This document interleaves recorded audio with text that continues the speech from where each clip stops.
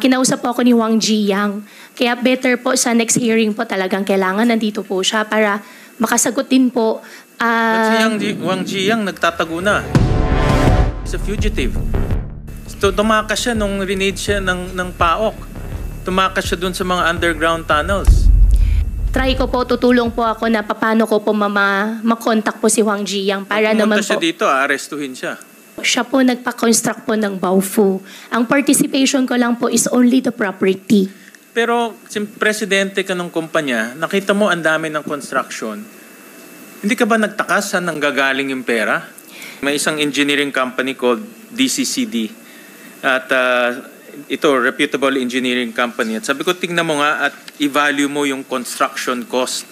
Lumalabas na mayroong 37 buildings na ang construction cost na pinakamura, 6.1 billion pesos.